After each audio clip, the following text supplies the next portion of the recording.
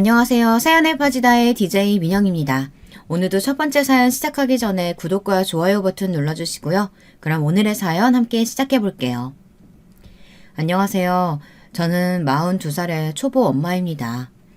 저한테는 이제 막 돌진한 눈에 넣어도 아프지 않을 귀여운 딸 하나가 있고 듬직한 남편이 있습니다. 우리 세 식구 남부럽지 않게 행복하게 잘 살고 있었습니다. 시부모님도 저를 좋아하시고 아무 문제도 없이 잘 살고 있었거든요. 그런데 저한테는 한 가지 문제가 있어요. 꼭 시댁에 가면 껄끄러운 사람이 하나 있다는 겁니다. 그 사람은 저만 보면 못 잡아먹어서 안달인 제 동서인데요. 손 아랫동서가 너무 버릇이 없어서 걱정입니다. 제가 너무 늦은 나이에 아기를 가져서 좀 힘든 임신기간을 보냈습니다. 그리고 사실 결혼도 좀 늦게 한 편이거든요. 남편 만나기 전에 연애는 몇 번 하기는 했지만 좀처럼 결혼하고 싶은 사람을 못 만났어요. 그러다 남편을 만나 둘이 첫눈에 반해 결혼까지 가는데 1년이 채 걸리지 않았습니다. 누가 보면 왜 이렇게 결혼을 빨리 했냐고 뭐가 급했냐고들 하시는데요. 사람이 정말 마음에 드는 짝을 만나면 그렇게 바로 결혼하는 법인가 봅니다. 여기까지 들으시면 혹시 속도 위반이 아니냐고 의심하실 분들도 계실지 모르겠는데요. 그건 아니었어요. 제가 38에 결혼했는데 40살이 꽉 차서 임신에 성공했거든요. 그리고 저는 아기를 제왕절개로 낳았어요. 그건 제가 마르고 골반도 약해서 산부인과 의사가 저에게 수술로 애를 낳는 게 훨씬 안전할 거라고 하셨거든요. 그래서 전 할 수 없이 우리 딸을 제왕절개로 낳았습니다. 우리 친정엄마는 수술한 저에게 너무 아깝다고 제 몸에 칼댄 것을 정말 힘들어하셨어요. 그 이유는 제가 이제껏 살아오면서 맹장 수술 한 번도 안 했던 몸이었기 때문입니다. 태어나서 40살까지 수술이라고는 한 번도 하지 않았는데 우리 아가 때문에 배에 칼자국이 생겼다고 저희 엄마는 두고두고 그걸 아까워하셨어요. 친정어머니도 물론 우리 딸을 좋아하시긴 하지만요. 하지만 엄마는 정말 유난히 저를 아끼셨던 분이라서 제가 수술하는 날 울고불고 병실에서 땅을 치셨다고 합니다. 네, 저희 엄마 정말 유난하시죠. 그런데 그건 다 이유가 있습니다. 어렸을 때 저는 열병을 크게 앓아서 정말 죽을 뻔한 적이 있었다고 해요. 저는 젖도 안 뗀 아가였어서 기억은 전혀 안 나지만 우리 어머니는 제가 정말 죽다 살아난 애기라면서 저한테 정말 엄청 신경을 쓰면서 사셨다고 합니다. 제가 어디가 아프면 바로 병원으로 달려가고 말이에요. 어머니는 젖도 안 먹는 저 때문에 매일 속이 썩어나가셨다고 합니다. 그래서 그 옛날 독일제 분유를 구해다가 먹이셨다고 하네요. 제가 하도 안 먹고 먹어도 살이 안 찌니까 엄마가 특단의 조치를 취하신 것이었어요. 저희 엄마는 제가 만 3살 때까지 밥을 먹은 후 살 좀 찌라고 분유를 먹일 정도였으니 여러분들도 아마 짐작이 가실 거라고 생각합니다. 그런데 그런 엄마의 정성이 무색하게 저는 지금도 엄청 다른 사람에 비해 말라 있습니다. 저는 아무리 노력해도 살이 안 찌는 체질인 모양이에요. 중고등학교 때는 키는 엄청 큰데 팔다리도 길고 말라서 애들이 저한테 너는 모델이 되어야 맞는 것 같다는 말들을 하곤 했는데요. 제가 학교 다닐 때 유명한 모델 선배님들이 많았었어요. 그래서 저도 모델 일에 관심을 좀 보였었어요. 그런데 제 부모님은 제가 헛바람 들었다고 하시며 제가 모델이 되는 것은 격하게 반대를 하셨습니다. 저는 그다지 공부에 소질도 취미도 없었는데요. 그래서 전 반 친구들의 말에 귀가 솔깃해서 모델이 되겠다고 엄마한테 떼를 쓰게 되었습니다. 엄마, 나 모델 학원 좀 보내줘요. 어? 나 이제까지 꿈이 없었어요. 근데 모델은 진짜 내 길인 것 같아. 나 옷 입어보는 것도 좋아하고 무엇보다도 내 몸이 모델이랑 적합한 몸매라는 거잖아. 그러니까 나 모델하는 것 좀 허락해줘요. 아니야, 엄마는 반대다. 모델하려면 마음껏 먹지도 못하고 매일 풀떼기나 먹어야 할 텐데 엄마는 그 꼴은 못 봐줘. 우리 딸 아직 늦지 않았어. 녹용이랑 한약 먹고 살 좀 붙여야지. 이렇게 저희 엄마는 어떻게든 저를 살찌워서 정상 체중이라도 도달하도록 하는 것만이 인생 목표셨어요. 저는 지금도 정말 의문이 듭니다. 제가 음식을 아주 조금 먹는 편은 또 아니더라고요. 다른 친구들도 저한테 먹는 만큼 살 안 찐다고 완전 부럽다고 하더라고요. 중고등학교 때 호르몬이 높아지면서 입맛도 좋아지고 공부하느라 여자애들 거의 살 찌잖아요. 하지만 저는 친구들과 같은 양을 먹더라도 살이 잘 안 쪘어요. 남들은 살 뺀다고 난리들인데 살이 안 찌면 좋은 거 아니냐고 말씀하실 수도 있는데요. 저는 맞는 옷 찾는 것도 힘들고 너무 말라서 옷을 입어도 핏이 잘 안 살아요. 오죽하면 우리 딸 낳고 나서 제가 A컵도 남다가 B컵이 되었다고 좋아했겠어요. 아무튼 부모님의 거센 반대 때문에 저는 모델이 된 것도 25 늦은 나이였습니다. 사실 요즘은 다들 10대 때 모델로 데뷔하고 25, 6이면 아주 모델로서는 꺾인 나이라고 하잖아요. 하지만 저는 그때 시작을 하게 되었어요. 저는 신인 때부터 운이 좋게도 버버리나 구찌, 샤넬 같은 명품 모델로 자리를 잡을 수가 있었습니다. 이탈리아나 프랑스에서 패션쇼나 시즌이 되면 그곳으로 날아가서 무대에 섰었어요. 모델 일 때문에 이탈리아도 가고 미국도 가고 세계 여러 나라를 돌면서 모델 일정을 소화했었습니다. 하지만 저는 모델로서는 아주 적합한 몸매도 가지고 있었고 그 부분에 있어서는 프로다운 정신으로 열심히 하기는 했지만 연예계엔 진출할 만큼의 끼는 없었습니다. 그래서 제가 소속되어 있는 모델 에이전시에서는 저를 모델로서 무대에만 서게 해주었지 TV 예능이나 그런 데에는 데뷔하게 해주지 않았어요. 저는 처음에 동양적인 이목구비와 신비주의 컨셉 등등을 가지고 예능은 딱 한 번 나간 적이 있었는데요. 거기서 거의 말을 하나도 못해서 거의 통편집이 된 적이 있었습니다. 지금 생각해도 부끄러운 제 흑역사라고 할 수 있겠습니다. 그렇게 혹독하게 예능에서 실패한 후 제 소속사 사장님은 그냥 저는 무대 체질이라고 말씀하시면서 열심히 모델 일이나 하라고 하셨어요. 그리고 소속사 사장님이 제일 강조했던 건 절대 연애하지 말기였습니다. 오죽하면 제가 처음 이 소속사랑 계약을 맺을 때 계약 조항에 들어있었던 것이었어요. 제가 어린애도 아니고 25이니까 소속사 사장님은 늘 걱정이 되었던 거였습니다. 소속사 사장님은 저에게 매니저 둘을 붙여주면서 그들에게 제가 딴짓을 하는지 어쩐지 감시를 하라고 했습니다. 하지만 그건 정말 사장님의 쓸데없는 걱정이었어요. 저는 모델 일정만 해도 그날 하루가 어떻게 가는지도 모르게 바빴습니다. 운동하고 몸을 만드느라 남자도 사귈 시간이 없었습니다. 청취자 여러분, 한번 생각해보세요. 남녀가 만나서 데이트한다고 하면 우선 맛있는 것부터 먹으러 가야 하는데 저는 모델 일을 하니까 항상 식단 관리를 해야 하잖아요. 거기서부터 저는 남자를 만날 수가 없었던 거예요. 어떤 남자가 샐러드 먹으러 가자고 하는데 좋다면서 따라올 사람이 있겠어요. 사실 패션쇼 시즌이 되면 저는 친구들도 잘 안 만나게 되더라고요. 술 마시자고 부르지 케이크 뷔페 가자고 하지. 저도 가고 싶었죠. 하지만 그런 걸 먹으면 살은 크게 안 쪄도 저는 소화가 잘 안 됐거든요. 아무래도 저는 소화계 계통에 문제가 있는지 긴장을 하면 자주 배가 아팠어요. 그래서 안 먹는 게 더 속이 편해서 그렇게 시즌 때는 많이 굶었습니다. 그러다 보니 저는 모델을 하면서 링거도 수차례 맞아야 했고 다른 건강한 몸매의 모델들보다 뼈가 거의 드러나 보이는 마른 몸이었어요. 예전에는 그런 마른 몸이 유행하긴 했었지만 저도 나이를 먹으니 하이힐 신고 예전처럼 걷기도 힘들고 요즘은 또 볼륨 있는 모델들이 선호하는 대상이기도 해서 저는 지금은 아예 은퇴를 하고 집에서 애 키우면서 살림을 하고 있습니다. 아직도 엄청 볼륨감 있는 몸은 되지 못했지만 그래도 애를 낳고 나니 먹성이 좋아지긴 하더라고요. 사실 육아라는 게 엄청 고된 노동이잖아요. 게다가 저는 모유로 우리 딸을 키웠는데 그게 엄청 식욕을 돋우는 일이더라고요. 정말 미역국을 4그릇 먹었던 날도 있었으니 뭐 말 다 했죠. 아무튼 저는 남편을 만난 것이 38이 되어 모델 활동을 접고 집에서 거의 은둔 생활을 하고 있었을 때였습니다. 남편은 연예계랑은 거리가 먼 사람이고 연예인의 관심도 흥미도 없었던 사람이었어요. 그래서 저와 만났어도 거부감이 없었는지도 모르겠습니다. 제가 모델이었다 소개를 하자마자 눈을 휘둥그렇게 뜨고 놀랬던 사람이니까요. 모델이었다고요? 그럼 패션쇼 같은 데도 서고 하셨었겠네요. 그런데 왜 본 적이 없는 것 같지? TV에는 잘 안 나오셨나 봐요. 네, 그냥 정말 모델로서만 세계 여러 나라를 다녔어요. 지금은 아예 은퇴했고요. 사실 그동안 모델 일만 하느라고 서울의 연예계 사정 같은 건 저도 잘 몰라요. 저도 사실 텔레비전 거의 안 봐요. 남편과 저는 처음 만났을 때 이런 이야기를 하며 서로의 공통점을 찾았습니다.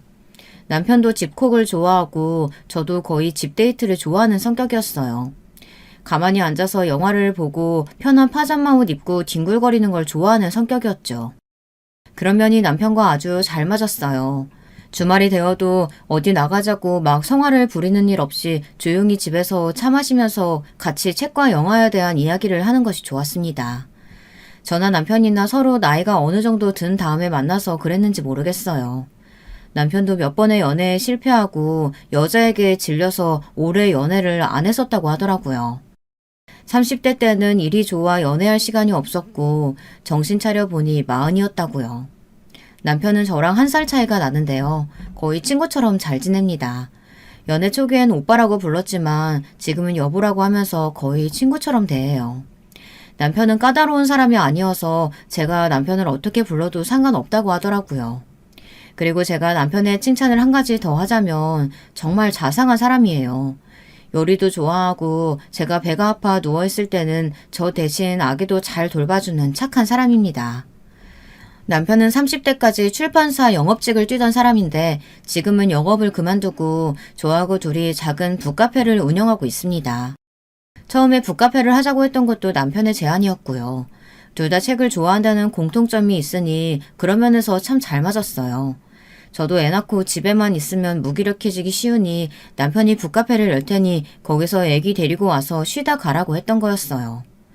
처음엔 저도 손님인 척하고 앉아만 있다 갔는데요. 차츰 남편의 카페 일을 도와주다 보니 공동 운영이라는 형태로 나가게 되더라고요. 서로 번갈아 가면서 아기랑 같이 집에 들어가서 쉬었다가 몸이 회복되면 가게에 나와서 일을 하는 형식이었고요. 사실 저희가 북카페를 하는 것은 생계가 아주 달려있어서 하는 건 아니거든요. 저도 모델 일 하면서 돈을 좀 벌어놨었고 시댁도 잘 사는 집이어서 시어머니도 저에게 막 나가서 돈 벌어오라는 소리는 하지 않으세요. 시어머니는 그저 제 몸만 안 아팠으면 원이 없겠다고 하시는 분이신데요. 제가 약한 몸 때문에 시부모님들에게까지 걱정을 끼쳐드린다고 생각하면 지금도 마음이 무겁습니다. 하지만 시어머니는 그런 걸로 저한테 부담을 주시거나 미워하지는 않으시는 분이에요.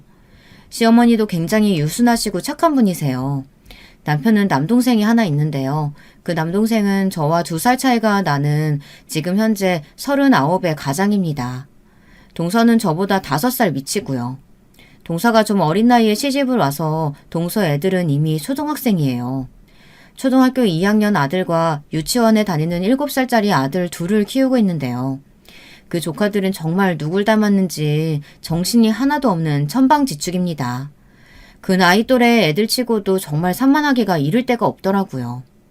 하지만 동서는 그런 아이들을 뛰지 말라고 단속하지도 않고 조용히 시키지도 않아요. 그래서 시댁에 모이는 날에는 조카들 때문에 정말 시끄럽고 정신이 없습니다. 제 딸은 조용히 자야 하는데 와서 일부러 애를 만져서 깨운 적이 한두 번이 아닙니다. 그럴 때마다 제가 애들한테 주의를 주면 동서는 또 자기 애들 건든다고 펄펄 뛰면서 저에게 싫은 소리를 하는 거예요. 정말 예의라고는 눈 씻고 찾아봐도 없는 게 우리 잘난 동서입니다. 동서, 우리 딸 깼잖아. 그래서 내가 조카들한테 좀 나가달라고 한 건데 그게 그렇게 듣기 싫었어? 그러면 내가 뭐라고 안 하도록 동서가 알아서 애들 조용히 시켜야지. 여기 아파트인데 아무리 명절이라도 애들이 그렇게 쿵쾅쿵쾅 뛰게 놔주면 어떡해. 어머, 우리 애들이 언제 뛰기는 뛰었다 그래요. 그냥 애들의 에너지가 주체가 안 되다 보니까 그런 걸 뭐 어떡해요. 형님 딸은 나중에 안 뛰어다닐 것 같으세요? 참나, 진짜 싸가지는 어디로 말아먹은 건지. 왜 우리 애들한테 잔소리를 하세요? 애들 기죽어 있잖아요. 야, 작은 애야. 큰며느리가 하는 말 하나도 틀린 게 없는데 너는 왜 큰며느리에게 대드는 거니? 싸가지는 아랫사람이 네가 없는 거 아니니? 너희 애들 정말 정신없는 건 맞지 뭘 그래. 너는 아무리 네 아들들이 예쁘다고 해도 예의는 가르쳐야지. 우리 집에서 그렇게 천방지축 뛰어다니면 나중에 공공장소 가서도 그러겠구나. 이렇게 저와 동서가 말다툼을 벌이고 있으면 시어머니는 어느새 오셔서 저희들 싸움도 말리고 동서에게 따끔하게 일침을 놓아주셨습니다. 그렇다고 해서 시어머니가 완전 제 편만 들고 동서를 미워하는 분은 아니셨어요. 그저 공정하게 혼낼 건 혼내고 칭찬할 때는 또 칭찬하는 며느리를 잘 조련하시는 분이었습니다. 정말 현명한 분이시죠. 시어머니도 아들이 둘이다 보니 동서에게 이것저것 잔소리를 많이 하시는데요. 본인이 애들 어렸을 적에 남들에게 싫은 소리 듣기 싫어 애들을 정말 얌전하게 키우셨다고 합니다. 그래서 그런 건진 몰라도 남편이나 시동생 모두 활발한 편이 아니었습니다. 남편은 취미가 독서이고 시동생은 컴퓨터 게임을 좋아해요. 저의 시동생은 조금 막내티가 나긴 하지만 그래도 예의를 아는 사람입니다. 명절마다 동서가 저한테 저런 식으로 대들기라도 하면 시동생은 눈치 있게 나서서 제 와이프를 데리고 시댁에서 나가 쇼핑을 시켜준다거나 애들을 다 데리고 키즈 카페나 오락실에 가는 등 시어머니를 무서워하기는 했습니다. 저나 남편은 그러면 조용해진 시댁에서 드디어 한숨을 휴 내쉬곤 했습니다. 우리 딸이 좀 잠기가 밝고 예민하기도 해서 작은 소리에도 잘 깨더라고요. 그래서 집에 있을 때는 TV도 거의 틀지 않고 아기가 혼자 놀 때 집안일하고 저도 애 잘 때는 힘들어서 좀 자는 편이거든요. 그런데 이번 추석 때는 동서는 이런 말들을 하면서 자기 멋대로 저를 판단하고 짜증을 내는 것이었습니다. 지금도 참고 있지만 도대체 동서의 꼴보기 싫은 얼굴은 언제 안 볼 수 있는 건지 저는 시댁에 갈 때마다 마음이 정말 무겁습니다. 사실 저와 동서는 처음부터 잘 맞지 않는 성격이었어요. 앞에서 시동생이 저보다 결혼을 일찍 했다고 말씀드렸죠. 그래서인지 동서는 제가 처음 시댁에 인사 왔을 때 저한테 호의적이지 않았습니다. 그리고 자기가 적대감을 갖고 있다는 걸 당연히 대놓고 드러냈죠. 동서는 좀 키가 작고 뚱뚱한 편이었어요. 그런데 제가 시댁에 인사차 방문해서 남편과 함께 들어서자 동서는 저를 홉든 눈으로 노려보더라고요. 제가 키가 크고 말라서 그런 건지 아니면 제가 모델을 했던 과거가 있어서 좋게 보이지 않았던 건지 그건 저도 아직도 알지를 못해요. 그저 그런가 하고 이리저리 상상을 해보는 것입니다. 아직도 동서는 왜 그런 짓거리를 했는지 사과는커녕 저한테 말을 하지 않고 있으니까요. 동서와 저는 제가 임신했을 때 크게 다툰 사건이 있었습니다. 그 일로 인해서 동서는 거의 시댁에서 쫓겨났었고 시어머니는 당분간 동서의 얼굴은 보고 싶지도 않다고 하셨죠. 그러다가 우리 딸이 돌이 지나고 작년 추석 때가 되어서야 시어머니의 용서를 받고 동서는 시댁에 다시 드나들 수 있게 되었답니다. 제가 이 사연에 빠지다의 사연을 보내게 된 가장 큰 이유는 동서에게 이 말을 하고 싶어서였습니다. 동서와 허심탄회하게 이야기를 해보고 싶고 잘못된 점에 대해서는 풀고 사과를 받고 싶어서였어요. 하지만 동서는 아직 입을 꾹 다물고 있고 저에 대해 해묵은 감정조차 풀지 않고 있습니다. 그러니 제가 답답해서 살 수가 없더라고요. 혹시나 동서가 이 글을 봤으면 하는 마음으로 사연을 써보내는 것입니다. 그 김에 청취자분들께 하소연도 하고요. 저는 성격이 직선적이어서 만약 제가 잘못 행동했거나 신뢰를 범했으면 바로 사과하고 반대로 제가 그런 일을 당했어도 사과를 요구하는 편이거든요. 하지만 동서는 개똥 같은 자존심이 얼마나 센지 싸움닭처럼 시비를 잘 거면서 죽어도 미안하다는 말은 안 해요. 그게 저한테만 그러는 게 아니고 시동생과 부부싸움을 할 때도 매번 그런다는 게 문제입니다. 하다못해 시어머니한테도 자기가 뻔히 잘못했음에도 불구하고 변명만 열심히 하며 잘못을 인정을 안 하는 것이 아주 큰 문제입니다. 그런 엄마 밑에 있으면 애들도 똑같이 크는 건 아니겠어요. 저는 참 조카들이 성격이 난폭하고 욕을 막 하는 게 좀 심각하게 걱정이 되더라고요. 그래서 자주 보지는 못하지만 조카들한테도 잘못하면 좀 따끔하게 야단을 치는 편입니다. 저는 그게 어른으로서 해야 할 일이라고 생각하고요. 그러면 큰애는 이미 초등학생이니 입을 부르퉁하고 내밀고는 제 앞에서 사라져버려요.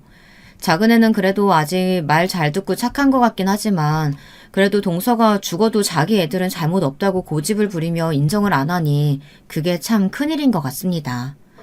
시어머니도 동서의 그런 못된 성정 때문에 마음고생도 좀 하시고 당신 손주들에게도 바른 길로 이끌어주려고 해도 말을 안 듣는다면서 애꿎은 시동생을 잡으셨어요. 그럼 시동생은 시어머니에게 자기가 아빠로서 권위가 없다고 주절주절 하소연을 하는 겁니다. 가장은 자기인데 집에서 위세 떠는 건 완전히 동서라고요. 그러면서 아무리 자기 아내라도 저런 드센 여자는 진짜 처음 봤다는 겁니다. 그러면 시어머니는 깊은 한숨을 쉬시면서 동서한테 두 손 두 발 다 드셨다고 하시는 것이었어요. 제가 동서한테 풀지 못하고 쌓인 크고 작은 감정들이 여러 번 있긴 했지만 제일 그중에 중요하고 어처구니 없는 사건만 골라 말을 해볼게요. 꼭 끝까지 들어주시고 구독자분들의 현명한 댓글 부탁드릴게요. 남편이랑 저는 결혼하기 전에 한 가지 약속한 것이 있었어요. 그건 제가 자궁이 너무 약해서 아기를 못 가질지도 모르기 때문에 이세에 대한 스트레스를 주지 않기로 했던 것이었습니다. 저도 아기를 좋아하고 남편도 아기를 갖고 싶어 하긴 했지만 임신이란 게 마음대로 되는 게 아니잖아요. 그래서 처음부터 이세 문제는 아무에게도 터치를 받고 싶지 않았어요. 하물며 시부모님들도 그 문제에 대해서는 아무 말씀 없으셨습니다. 어차피 시동생이 먼저 결혼해서 아들을 둘이나 낳았기 때문에 시부모님들은 저에게 임신과 출산을 하라고 굳이 푸시를 하실 필요가 없다고 저를 안심시켜 주셨습니다. 그런데 제 임신 문제에 간섭하고 싶어하고 못된 말만 일삼는 사람이 바로 제 동서입니다. 동서는 처음 제가 인사 왔을 때부터 애기 못 낳을 상이라고 저한테 비아냥대기 시작했습니다. 그때 동서가 했던 말을 기억을 더듬어 그대로 한번 옮겨보겠습니다. 그리고 여기서 쓰는 이름들은 모두 가명인 것을 밝혀드릴게요. 예, 이번에 네 시아주버님하고 결혼할 사람이야. 서로 인사 좀 해라.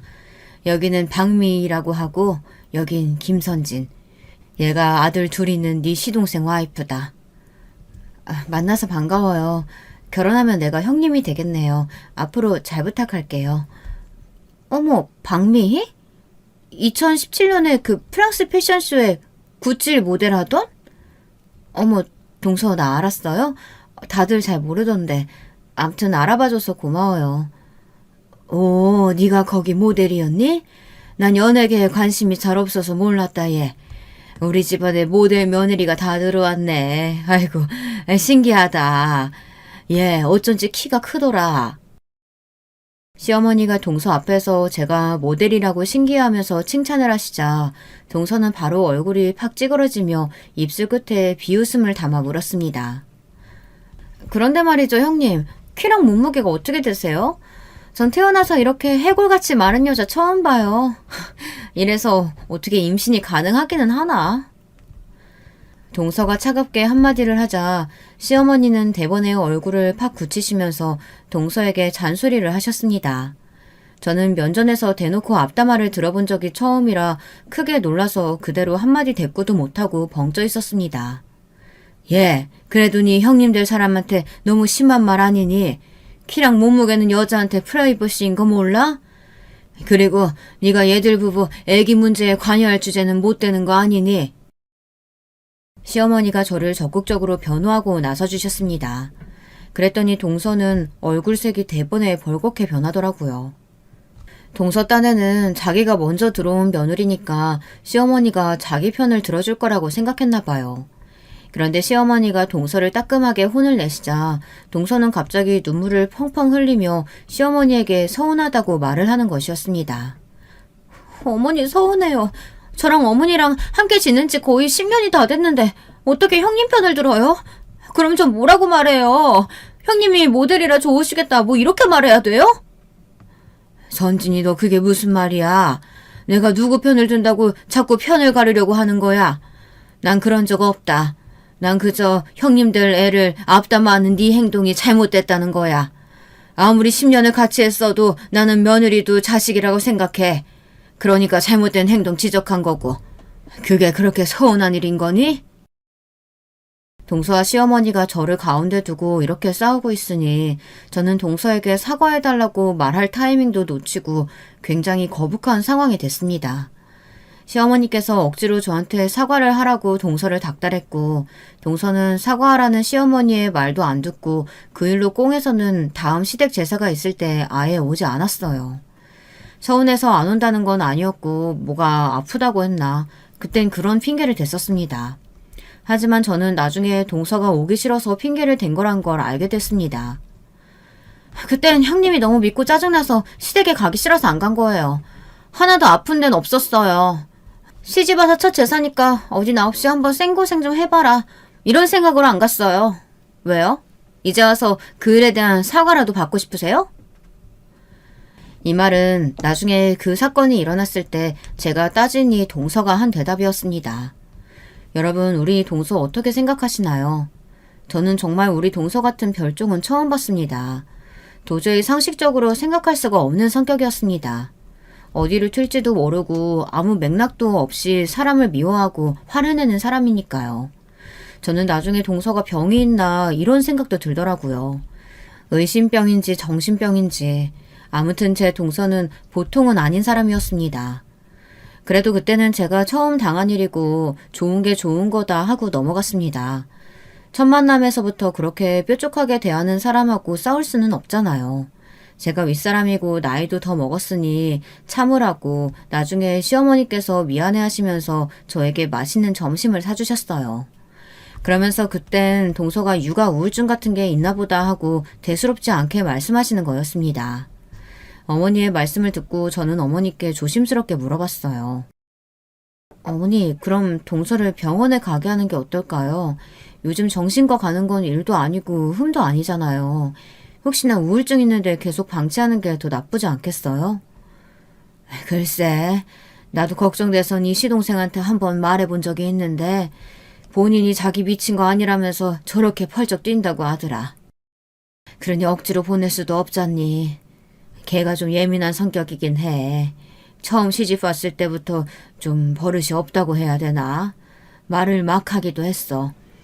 애가 다른 사람 기분은 별로 고려를 안 하는 편이야.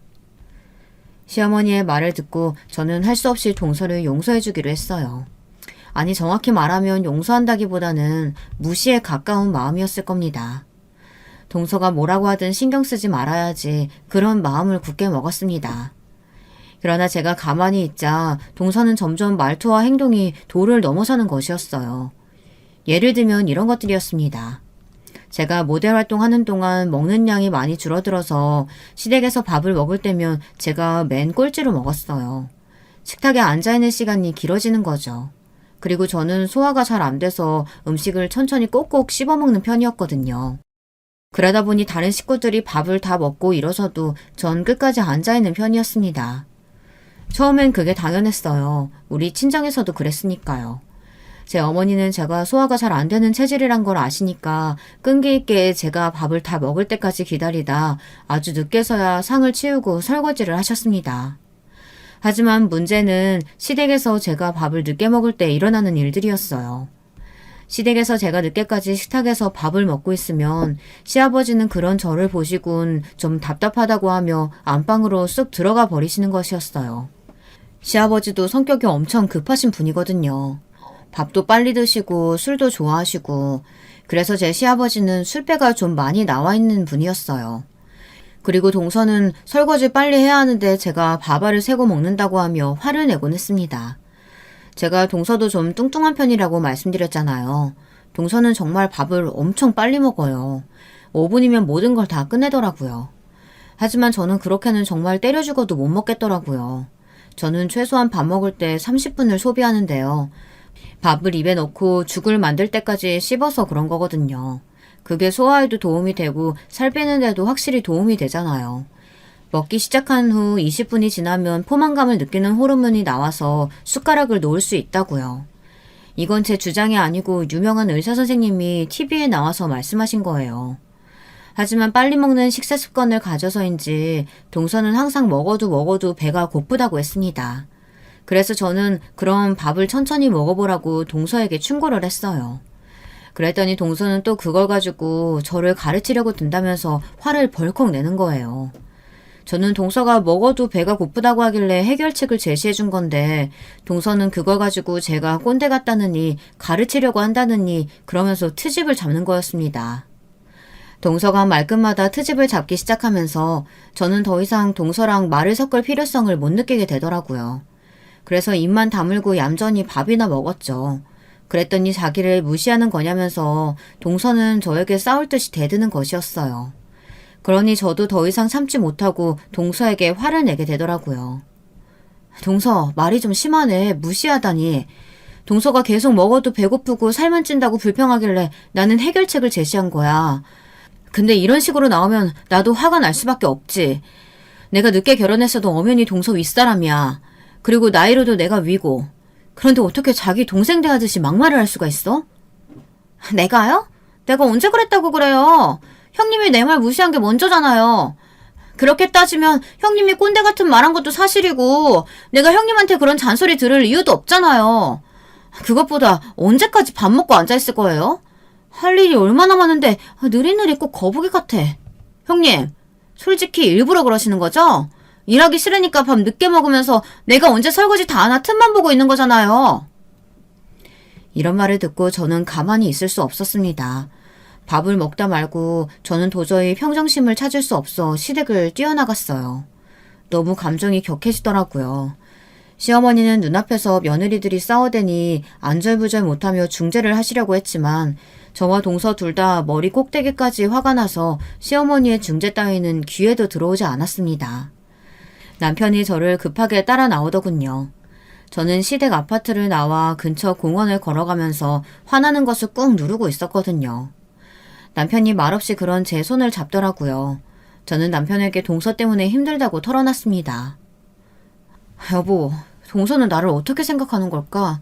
내가 밥 늦게 먹는 것이 그렇게 쥐잡듯이 잡을 일인지 난 아직도 이해할 수가 없어. 자기가 좀 이해해줘. 재수 씨는 아직 미성숙한 사람이라 그래. 내 동생도 그러잖아. 정말 어떨 땐 걔네 아들들보다 더 어린애 같다고. 자기한테 내가 있잖아. 그러니까 나한테 다 얘기하고 풀어. 이 일이 일어난 건 제가 남편과 결혼한 지 얼마 안 되었을 때였거든요.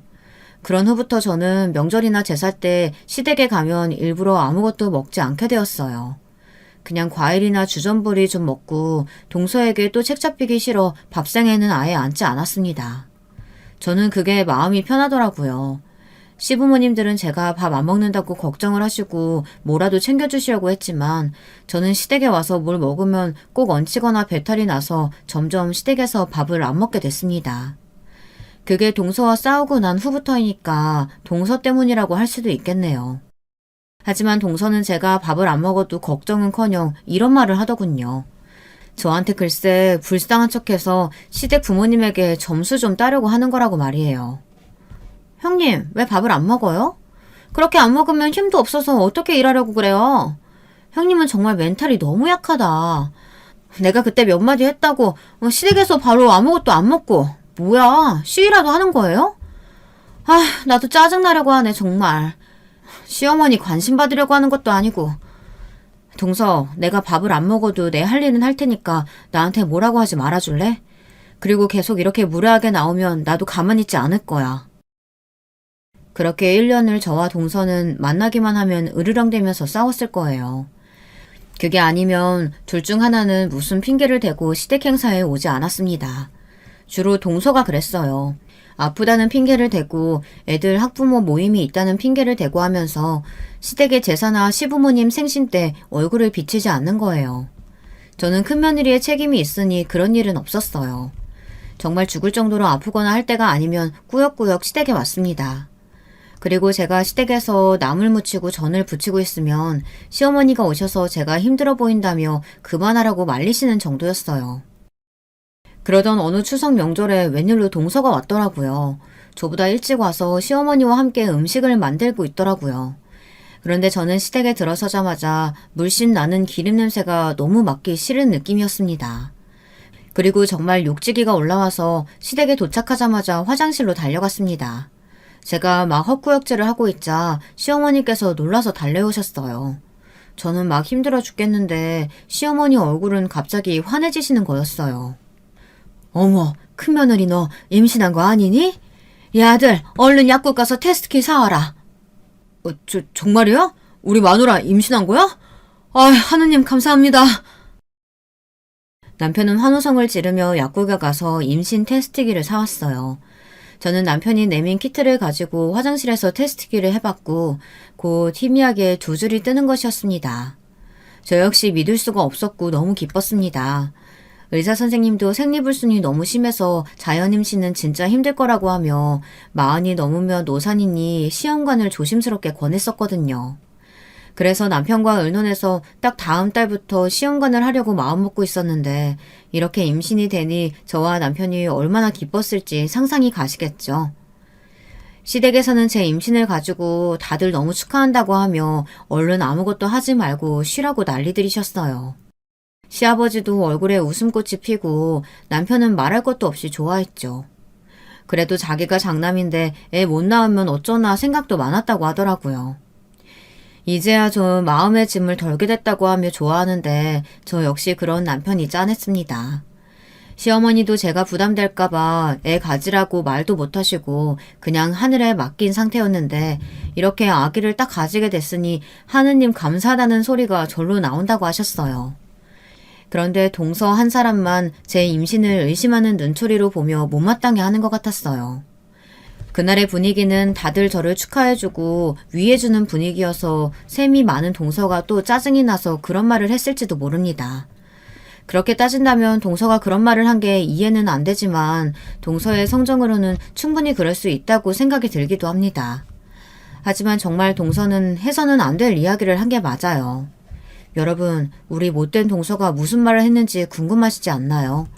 동서는 저에게 저녁 시간 설거지를 하며 이런 말을 하는 것이었어요. 형님, 임신한 게 맞기는 해요? 설마 나 엿 먹어보라고 상상 임신인데 일 안 하려고 임신한 척 하는 건 아니죠? 동서, 무슨 말을 그렇게 해. 나 임신 테스트 여기 시댁에 와서 한 거 동서도 봤잖아. 그럼 테스트기가 잘못되기라도 한다는 거야? 제가 조곤조곤 팩트로 따지자 동서는 한참 동안 분한 듯이 씩씩대며 입을 다물고 있었습니다. 아마도 더 이상 할 말이 없어서 뻗대고 있는 거였겠죠. 저는 동서가 설거지를 하는 동안 다른 식구들이 먹은 상을 치우고 있었어요. 제가 일을 하다 조금 어지러워 비틀대는 것을 보자 제 남편이 얼른 와서 제 옆에서 부축하며 말했습니다. 자기야, 이제 혼자면 아니야. 얼른 들어가서 침대에 누워. 내가 식탁 정리할 테니까 당신은 방에 누워있어. 그래, 큰며느리 임신이 얼마나 귀한 건데 그 애를 일을 시키려고 하니? 둘째 며느라가 설거지 다 하고 아들 네가 식탁 닦고 과일도 깎아내와라. 우리 큰며느리 과일이라도 좀 원 없이 먹게. 큰애야, 샤인머스켓 줄까? 제가 고개를 끄덕이자 시어머니는 얼른 들어가서 쉬라면서 저를 부축했습니다. 그때 동서가 큰 소리로 저에게 이런 말을 하더군요. 형님, 그 뱃속에 있다는 애 시아주버님 애 아니죠? 어디서 아빠도 모르는 애 베고 와서는 여기서 꼴 같지 않게 아주버님한테 애 키워달라고 하는 거 내가 모를 줄 알았죠? 꼭 뻐꾸기 새끼처럼 말이에요. 연예계에선 그런 일들 비일비재하다면서요. 나 참, 형님도 별 수 없네요. 뭐라고? 동서의 정신 나간 헛소리에 시어머니가 제일 먼저 반응하셨어요. 시어머니는 동서의 입에서 나온 말들을 믿을 수 없다는 듯이 성큼성큼 동서에게 가서 설거지통에 들어있던 플라스틱 밥그릇으로 동서의 머리통을 딱 때리셨습니다. 그리고 이렇게 말씀하셨어요. 작은 며느리, 너 여기가 어디라고 큰애를 모함해? 너 정말 말이면 다인 줄 알아? 내가 널 몇 년간 계속 두고 봤는데 아무래도 안 되겠다. 너 진짜 머리가 어떻게 된 것 같으니까 내일 당장 정신과에나 가봐. 아니다. 내가 너 데리고 갈게. 그동안 네 남편한테 너 미친 거 아니라면서 안 간다고 했다면서? 이 시애미가 봤을 때 너 제정신 아니야. 이 사태가 일어나자 시댁 식구들은 전부 경악했습니다. 그 중에서 제일 놀란 건 저였는데요. 저는 동서의 말이 정말 어이가 없어서 말이 안 나올 정도였어요. 하지만 그렇게 멍하니 있던 저 대신 시어머니가 동서의 막말을 응징하셨습니다. 그러니 저는 대꾸할 수도 동서에게 뭔가 행동을 할 수도 없더라고요. 한편 동서는 자기가 막말한 것은 생각도 안 하고 시어머니가 자기를 때렸다는 것에만 초점을 맞춘 것이었어요. 당장 쓰러져서 우는 척을 하는데 저는 그렇게 연기 잘하는 사람을 보다 처음 봤어요. 정말 연말 연기대상 감이더라고요. 어머니, 저 억울해요. 저는 입이 있어도 제 생각은 말 못해요? 세상에 아니면 아닌 거지 왜 저를 때리세요? 생각해보세요. 연예계에서 얼마나 굴러먹다 온 여잔지도 모르는데 그걸 어떻게 아주버님 애라고 단박에 믿어요? 이런 경악할 말이 동서의 입에서 술술 나온다는 것이 저는 믿기지 않았습니다. 시동생이 동서의 말을 듣고 화가 나서 당장 동서에게 가서 일어나라고 소리를 질렀습니다. 집에서도 시동생 부부가 싸우면 동서는 우는 척을 아주 잘한다는 것이었어요. 당신 입 닥치지 못해? 연극 그만하고 일어나. 내가 창피해서 살 수가 없다. 얼른 이리 나와. 집에 가자. 어머니 죄송합니다. 저 이 사람이랑 애들 데리고 집에 가볼게요. 이 미친 여자랑 단판 좀 짓게요. 네가 행동을 똑바로 했어봐. 저 년이 왜 저짓거리를 해? 내일이라도 꼭 네 와이프 정신병원에 가보라고 해. 아이고, 내가 너무 오래 살았나. 목골보를 다 보는구나. 저 둘째 아가 성질머리 어쩌면 좋을꼬. 아휴. 시어머니와 시아버지는 혀를 쯧쯧 차시며 시동생 가족을 전부 시댁에서 내쫓으셨습니다. 저는 아직도 뭐가 뭔지 사태가 파악이 안 됐어요. 동서가 입만 열면 거짓말인가 아니면 의심병인가 이런 생각들이 꼬리를 물고 머릿속이 정말 어지럽고 혼란스럽더라고요. 지금은 기억이 희미한데요. 그때 저는 남편에게 어지럽다고 말하고는 그대로 쓰러져 기절을 했답니다. 시댁 식구들은 난리가 났죠. 제 몸도 몸이지만 애기 잘못됐을까봐 걱정돼서 얼른 남편이 기절한 저를 안고 응급실로 운전을 해서 갔답니다. 시댁 어른들도 저와 아기가 잘못될까봐 우르르 따라 나섰고요. 그렇게 우픈 응급실에서 해프닝이 지나갔고 저는 대학병원의 다인실에 입원을 하고 나서야 깨달았습니다. 제가 눈을 뜨자마자 남편이 그동안 제대로 못 먹고 아기를 가져서 더 몸이 안 좋았다고 의사 선생님의 말을 전해주었어요. 의사는 지금이 중요한 시기니까 뭐가 먹히지 않더라도 열심히 먹어야 한다고 했다네요. 저는 퇴원하고 집에 가서 우리 아기를 위해서 정말 열심히 챙겨 먹었습니다. 제 몸은 하도 못 먹어가지고 엉망이었다가 우리 딸이 뱃속에 자리 잡고 4개월이 되어서야 살이 찌기 시작하더라고요. 시어머니는 산모의 몸에 좋다는 한약들을 손수 지어오셔서 때마다 먹이셨고요. 저희 친정엄마도 너무 기뻐하시면서 여러 영양제를 사서 집으로 오셨어요. 저는 추석 때 있었던 일들을 친정엄마에게 전부 말씀드렸죠. 친정엄마는 동서의 막말 사건을 듣더니 너무 기막히다고 하면서 그런 말 같지 않은 말은 무시하라고 했습니다. 예전에 모델 활동할 때도 악플은 많이 받아봤지 않냐고 하면서 말이에요. 그냥 무시하고 동서가 사과하면 그때 잘 얘기해서 친해져 보라고 하셨어요. 시댁에서 시부모님들이 저한테 호의적인 것만 해도 다행이라고 하시면서 시어머니께 감사하다는 표현을 자주 하라고 말씀하시더라고요. 그렇게 생각해보니 사실 결혼하고 나서 제가 받기만 했고 시어머니께 해드린 게 없었어요.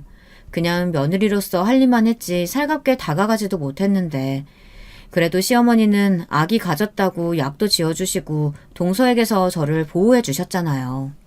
그래서 시어머니께 예전에 제가 모델을 해서 받았던 명품 가방을 하나 드렸더니 그렇게 좋아하시더라고요. 동서는 어떻게 됐냐고요? 시동생에 의해서 끌려가다시피 정신과 진료를 받고 약을 먹고 있는 동서는 허언증과 신경질적인 발작 증세 같은 것들이 조금 나아졌습니다. 동서는 아직도 자기가 미친 거 아니라면서 약을 먹길 거부하지만 시동생이 밤마다 억지로 약을 먹이고 감시한다고 하네요. 안 그러면 이혼할 줄 알라면서 협박을 하니 그제야 동서가 얌전해졌다고 합니다. 동서는 우울증 진단을 받았고요. 분노 조절 장애도 있다는 시동생의 말을 듣고 저는 그제서야 동서의 행동이 조금은 이해되기 시작했어요. 사실 초기엔 좀 동서가 반항이 심해서 입원 치료를 받았다가 1년 정도 지나 퇴원을 하고 싶다고 졸라서 퇴원시켜 통원 치료를 하며 약을 먹고 있답니다. 그동안 동서는 애들 육아하면서 동네 주민들과 교류도 없었고 산후 우울증을 제때 치료하지를 못해서 그렇게 중증으로 번져버린 것이었어요. 물론 동서의 예민한 성격도 아예 관련이 없다고는 하지 못한다고 들었습니다. 밤에도 잠을 못 자고 불면증을 몇 달째 계속되니까 그렇게 뾰족한 소리나 해대고 화를 벌컥 내는 성격으로 굳어져 버린 것이라고요. 아무튼 저는 제 딸을 낳고 나서 동서와 어찌어찌 화해를 하긴 했습니다. 동서가 제 딸이 돌이 지난 다음부터 시댁에 출입하는 것을 허락받았거든요. 대신 시어머니는 동서에게 남들에게 상처되는 말을 하지 말 것과 아무리 가족간이어도 프라이버시 침해는 하지 말 것을 단단히 동서에게 약속을 받으셨습니다. 가짜 뉴스 같은 연예계 얘기도 우리 시댁에서는 금지입니다. 여러분들, 제 이야기는 여기서 끝입니다. 다들 제 스토리 어떻게 들으셨는지 궁금합니다. 제가 동서에 대해서 어떻게 생각하는지, 그리고 동서가 저한테 정말 미안한 마음이 있는진 아직도 잘 모르겠어요. 하지만 한 가지 분명한 사실은 동서가 남 이야기하기 좋아하고 셈이 많은 성격이라 저한테 그렇게 막대했다는 거예요. 지금은 좋게 생각하기로 했습니다. 동서를 제외한 우리 시댁 식구들은 전부 우리 딸이 태어난 시점을 기점으로 더욱 단란해지고 돈독해졌으니까요. 동서만 겉돌듯이 그중에 끼지 못하고 있기는 한데 조만간 동서와 만나서 한번 이야기를 해보고 싶습니다. 만약 동서가 이 유튜브 채널을 듣고 있다면 동서에게 하고 싶은 말을 하고 이 글을 끝맺도록 하겠습니다. 동서, 나를 정말로 많이 미워해서 그런 말과 행동들을 했다는 게 아닌 게 너무 다행이라고 생각해. 그리고 지금은 약을 먹고 있으니까 언젠가 동서가 정말 괜찮아지면 우리 분위기 좋은 카페 가서 밥이라도 같이 먹자. 나도 애기 낳았고 무사히 잘 지내고 있으니까 앞으로 시댁 올 땐 행복한 마음 갖고 돌아갔으면 좋겠어. 나도 동서도 그렇게 되려면 서로 한 발 물러서서 양보하는 마음을 가져야 되지 않을까 생각해. 내가 어떻게 동서를 이해해야 할지 아직 잘 모르겠지만 그동안 아팠다니까 용서할게. 정말 진심을 가지고 나를 대해줬으면 그리고 나도 동서에게 진심으로 다가갈 수 있도록 노력할게. 서로 노력해야 할 문제일 것 같아. 여러분 어떻게 들으셨나요? 제 이야기는 여기서 마칠게요. 제 긴 글 읽어주시느라 고생하셨습니다. 감사합니다. 그럼 여러분 평안한 하루 되세요. 여러분, 두 번째 사연 시작하기 전에 좋아요, 구독 꼭 눌러주실 거죠? 그럼 두 번째 사연 바로 시작합니다. 상대를 다 안다고 생각해서 한 결혼이고 확신이 있어서 한 결혼인데 막상 결혼 생활은 변화무쌍하게 펼쳐지죠. 오늘도 저와 함께 결혼에 관한 사연 한 편 달려보실까요? 안녕하세요. 우연한 계기로 사연에 빠지다에 빠져들게 된 30대 여자입니다. 결혼 생활에서 겪은 이야기를 남겨보고 싶어서 사연으로 신청해 보네요. 제가 남편을 만나게 된 배경은 아주 간단했어요. 원래 사귀고 있던 남자친구랑 크게 다투고 헤어졌는데 그 후로 제가 남자를 못 믿게 돼서 연애를 기피했거든요. 그런 저를 본 친구 한 명이 한창 예쁜 나이에 연애 안 하고 시간 흘려보내는 건 너무 아깝다. 야, 지금은 안 그럴 것 같아도 좀만 나이 먹어봐. 우리 이 집 피부 상태부터 훅 가버릴걸? 젊고 체력 받쳐줄 때 연애해야 돼. 너만 괜찮다면 내가 주변 싹 물색해서 남자 소개시켜줄게. 자꾸 저한테 몇 번이고 이런 채근을 하는 거예요. 한두 번이면 모른 척 넘기겠는데 저를 볼 때마다 그런 소리를 하니까 제가 결국은 못 이긴 척 넘어갔죠. 알았어. 네가 계속 그러는 걸 보니까 내 마음도 편치 않아서 누구라도 소개받아봐야 할 것 같네.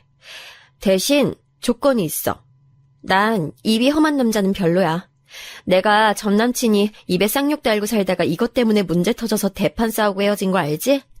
쌍욕 안 하고 손버릇 안 나쁘고 집안에 빚 없는 남자. 외모는 크게 안 따지니까 이 조건들만 꼭 지켜줘. 얼굴 크게 따져봤자 별로 소용도 없더라. 맞아. 얼굴보단 인성이지. 그럼 내가 금방 연결해 줄 테니까 좀만 기다려.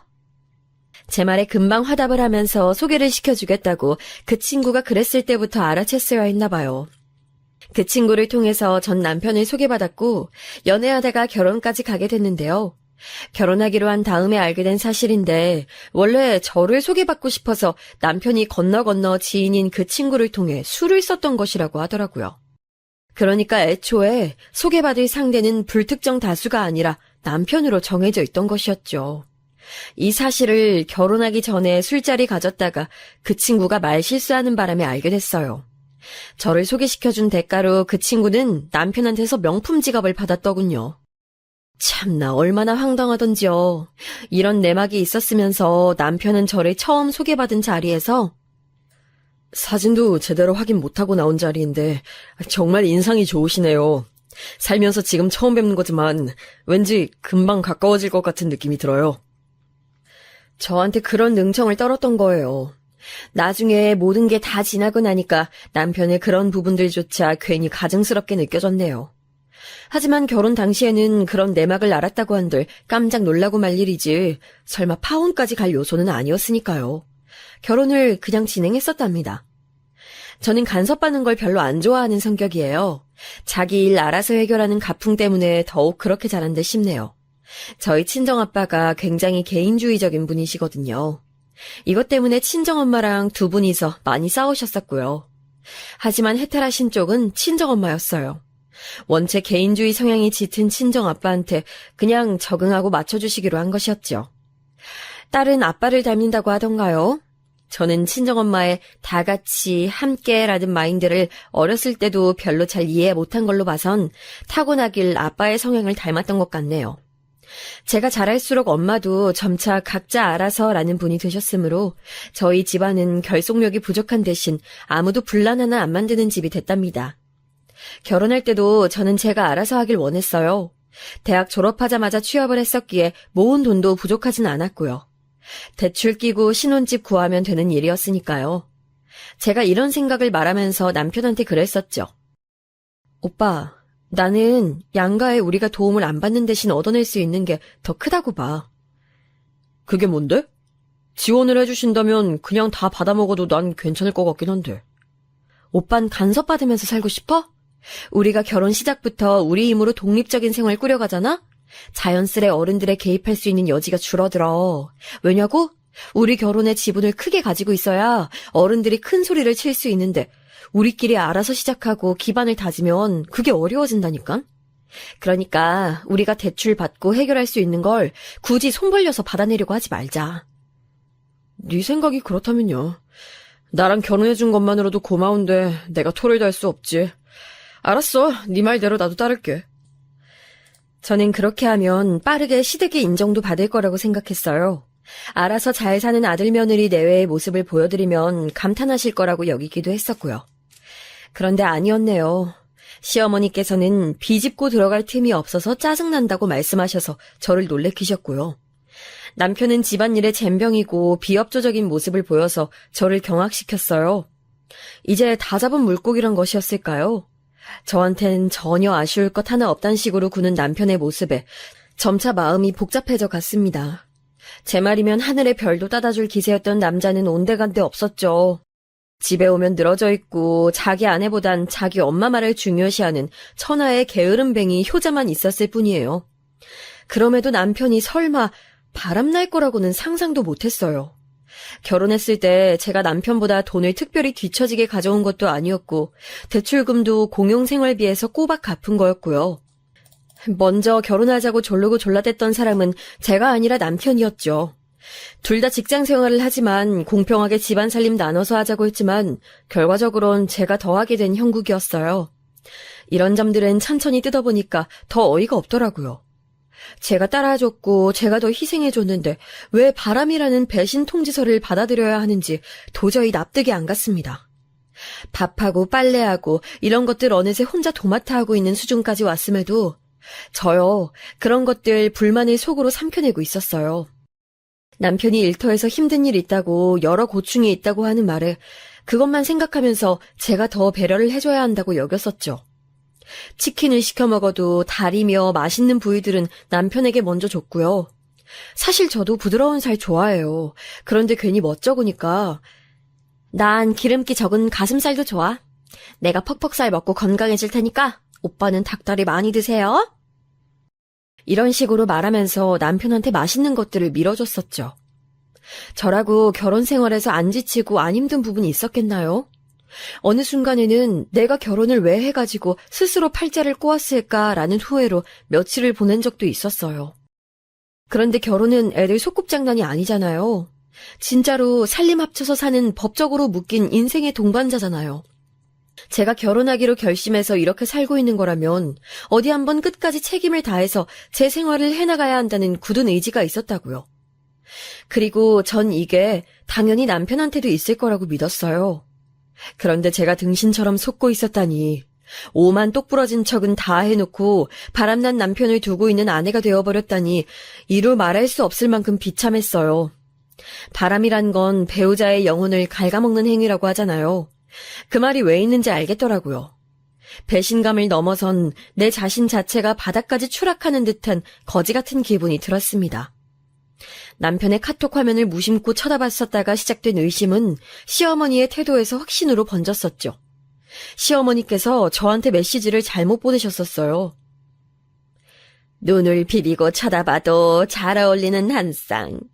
어제 같이 있으니까 내 아들내미 평소보다 더 멋져 보이더만. 남자를 진정 빛내주는 여자는 최고의 여자라 할 수 있지요. 두뇌만 명석한 게 아니라 지고지순한 매력까지. 엄매, 난 이미 넘어가 버렸어. 앞으로도 잘 부탁하겠어요. 메시지의 말투가 분명히 시어머니의 것이었거든요. 다른 사람이 시어머니의 번호를 도용해 잘못 보내거나 한 게 아니었어요. 확실했는데 그렇다면 그 내용은 뭐란 말인가요? 아들이라면 저희 남편밖에 없건만 잘 어울리는 한 쌍, 게다가 메시지에는 어제 만난 것이 적혀 있었는데 전 그 어제에 시어머니를 뵙지도 않았었죠. 그런데 마음에 걸리는 것이라면 그 어제라는 날짜에 남편이 집에 늦게 들어왔었단 말입니다. 회식이라 저녁 먹고 들어온다 했었어요. 그래서 제가 수요일인데 무슨 회식이냐고 물었던 기억이 확실했죠. 설마 회식이 아니었다면? 어머니가 말한 여자가 만약에 불륜녀고 어머니가 불륜을 용인하고 있다면 모든 악의가 맞아떨어지지 않나? 거기까지 유추해내니까 기분이 너무 나빠서 등줄기에 소름이 훅 끼쳤습니다. 제가 차분히 생각을 더 정리하고 나서 시어머니께 답장을 드렸어요. 그 메시지를 보고 1시간 정도가 지난 뒤였죠. 뭘 어떻게 부탁하신다는 거예요? 이렇게 보냈더니 잠시 후 전화가 걸려왔어요. 시어머니로부터였죠. 제가 바로 받을까 말까 망설이던 찰나에 전화가 끊겼어요. 제 메시지를 보고 놀라서 전화를 거셨다가 너무 섣부른 것 같다는 판단이 들자 그냥 전화를 끊으셨던 것이었겠죠. 거기까지 상황을 보고 나니 제가 메시지를 보고 들었던 생각이 그저 망상이 아니라 현실 상황이라는 확신이 점차 들었답니다. 그래서 제가 심호흡을 한 뒤에 시어머니께 전화를 드렸어요. 전화를 좀 늦게 받으셨는데 애써 침착하려고 하시는지 평소보다 목소리 톤이 높으시더군요.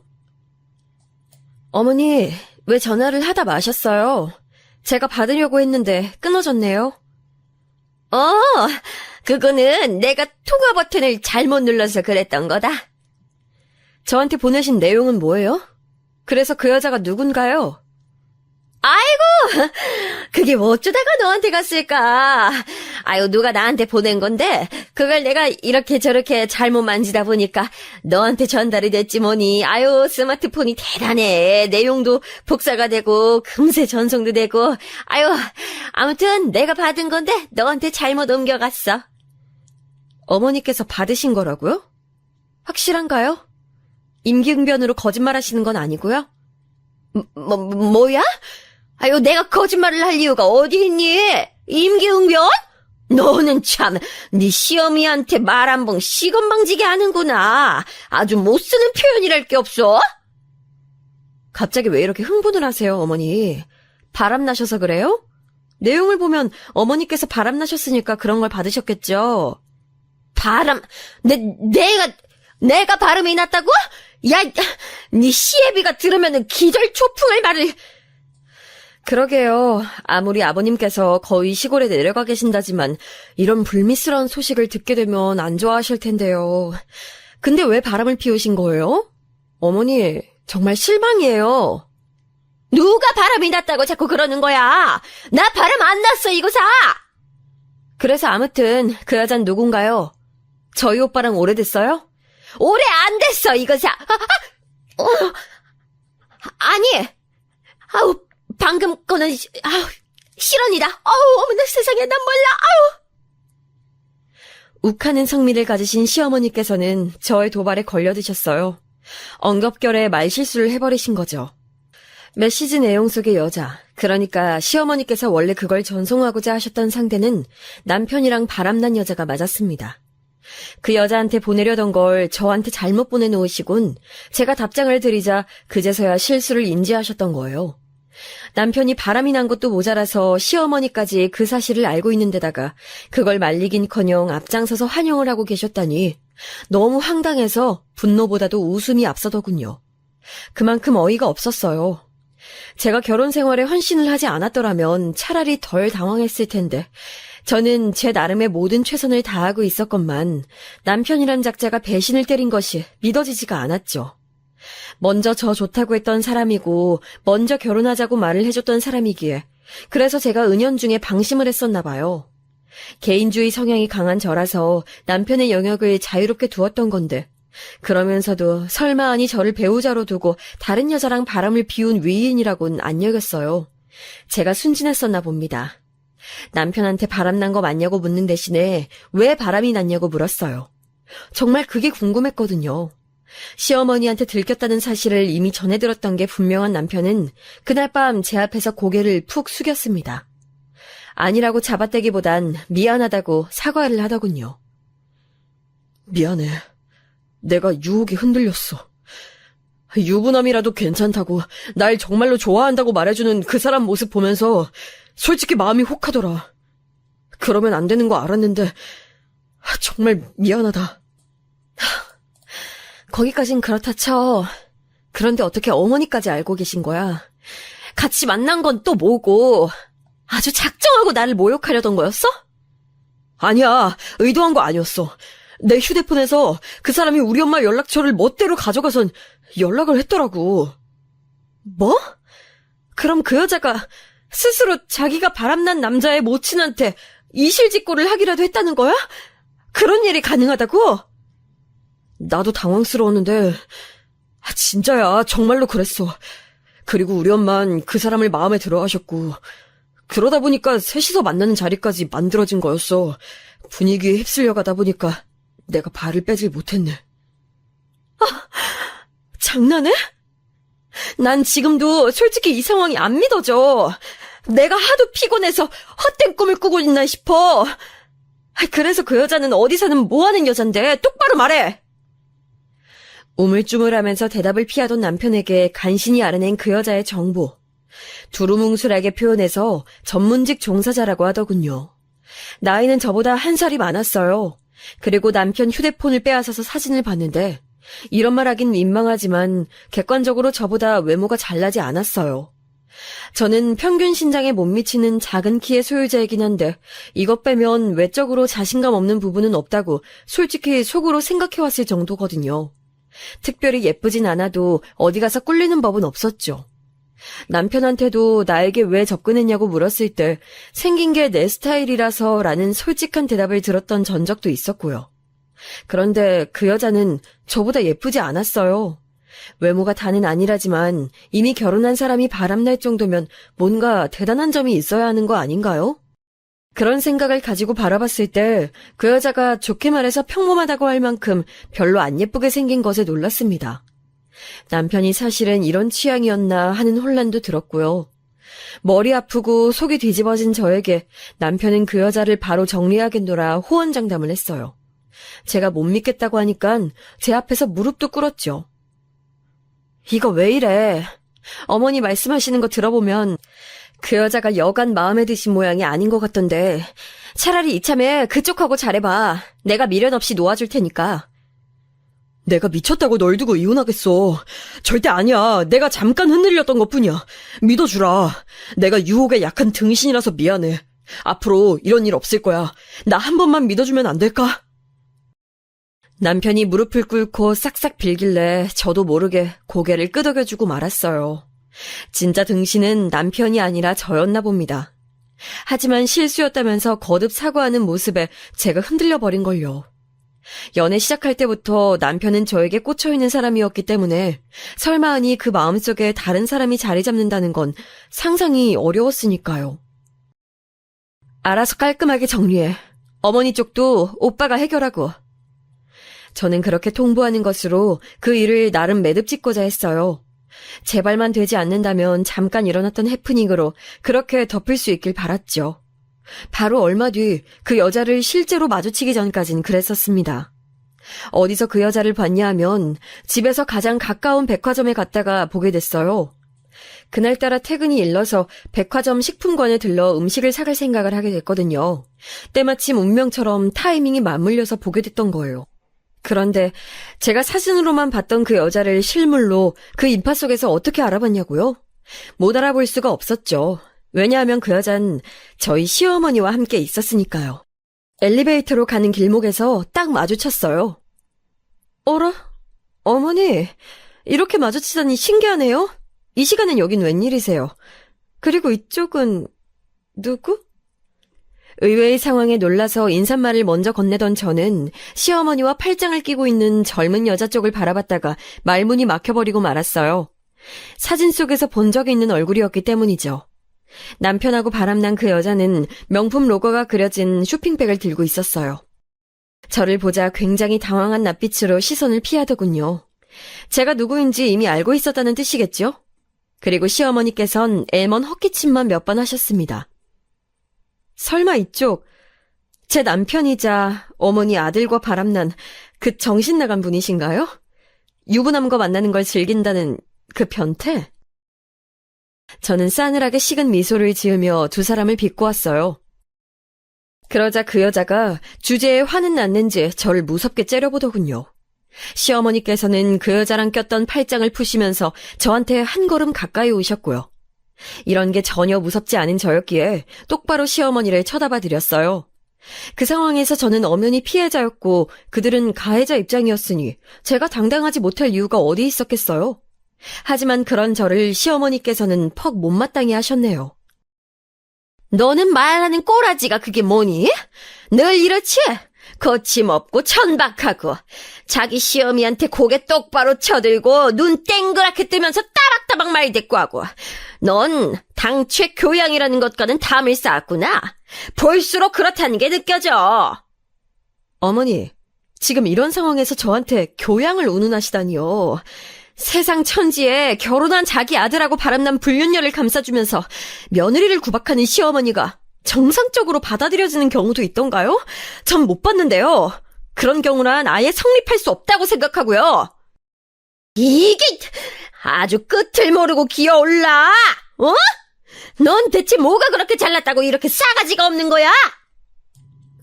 제가 틀린 말씀 드린 것도 아닌 것 같은데 어머니는 왜 맞는 말 들으면 싫어하세요? 본인이 틀린 행동을 계속 하시기 때문인가요? 제가 조금의 동요도 내어 보이지 않고 차분하게 시어머니의 말씀을 받아쳤는데요. 그러자 그 여자가 많이 놀랐는지 휘둥그레진 눈으로 저를 열심히 훑어보더군요. 그 시선이 마치 뭐 저런 여자가 다 있지라는 느낌이었어요. 불륜녀 주제에 되려 저를 신기해하다니 정말 기가 막혔네요. 그리고 그 여자 손에 들린 쇼핑백이 거슬렸죠. 저는 화가 나서 얼굴이 시뻘개지신 시어머니께 제 짐작을 여쭈어 봤어요. 아무래도 저거 브랜드를 보니까 어머니께서 쓰실 건 아닌 것 같고 저 여자 건가 보네요? 같이 저거 쇼핑하셨어요? 명품관에서? 그러자 기다렸다는 듯이 시어머니께서는 콧방귀를 뀌시며 신나게 대답해 주셨죠. 어냐 그래. 같이 명품 매장 좀 둘러봤다. 그러다가 여기 우리 아가씨가 마음에 들어하는 게 있길래 내가 하나 사줘봤다. 사주셨다고요? 어머니, 저한텐 명품은커녕 보세 브랜드 제품도 한 번을 안 사주셨잖아요. 그런데 지금 어떻게 저 여자한테 명품을 사주실 수가 있으세요? 다른 것보다도 제 귀에는 시어머니께서 그 여자한테 명품을 사줬다는 사실만 박혀서 들려왔어요. 하마터면 몸을 휘청거릴 뻔했네요. 그 정도로 충격적이었어요. 저의 그런 기색에 그 여자는 슬며시 미소를 지었고 시어머니께서는 의기양양해지셨습니다. 우리 아가씨는 능력이 워낙 출중해서 내가 이런 것 정도는 그냥 사줘도 돼. 전혀 아깝지가 않아. 너랑은 다르니까 말이야. 뭐 하는 분이시길래요? 어머니, 전 진짜 불륜녀한테 어머니가 왜 이러시는 건지 이해가 안 가요. 의사다 의사. 늦까짓 게 감히 갖다 댈 것도 아니야. 시어머니께서는 소리를 빽 내지르셨고 주변 사람들이 쳐다보니까 목을 가다듬으시더니 다시 그 여자랑 팔짱을 끼셨어요. 저보다 키는 확실히 크지만 수수하고 특색 없는 인상. 그럼에도 그 여자는 왠지 기가 세 보였습니다. 하긴 그렇지 않고서야 유부남을 애초에 만날 수 없었겠죠. 의사라고요? 잘난 의사분께서 왜 대체 뭐가 부족해서 결혼한 남자랑 히히덕거리시나요? 얘가 정말 내 아들이 그만큼 매력 넘치는 사내니깐 그렇지. 당연한 이유를 지금 따지고 앉았니? 어? 내 아들 잘나고 누구라도 탐낼 만한 신랑감인 것을 제대로 그 가치를 알아보지 못한 건 너뿐이야. 질문은 그 여자한테 날렸지만 대답은 시어머니께서 하셨습니다. 그 여자는 시어머니한테 딱 붙어서 저를 향해 비웃음을 날리고 있었고요. 그 순간 얼굴이 정말 화끈거리더라고요. 의사라니, 딱 봐도 외모가 저한테 많이 못 미쳤음에도 남편이 흔들린 이유, 시어머니께서 반색을 하시며 홀라당 넘어가신 이유, 그 모든 게 의사라는 직업이라는 배경하에서 설명이 가능했네요. 제가 멍하니 서 있자 그런 저를 두 사람은 지나쳐갔어요. 시어머니께서는 혀를 끌끌 차셨으며 그 여자는 훗 하는 웃음으로 저한테 마지막 눈길을 던진 후 사라졌네요. 도저히 제정신으로 식품관에 가서 장을 볼 수 없었기에 집으로 가서 남편을 기다렸어요. 그런데 미친놈이 집에 안 오더라고요. 전화해도 안 받더군요. 전화를 3번이나 걸었는데 2시간이 지나서야 카톡을 저한테 보내왔습니다. 전화했었구나. 바빠서 이제 봤다. 일이 늦게 끝나서. 나 저녁 먹고 들어간다. 미리 말 못해줘서 미안해. 부재중 찍힌 거 보고도 전화가 아니라 카톡을 보내온 게 미심쩍었어요.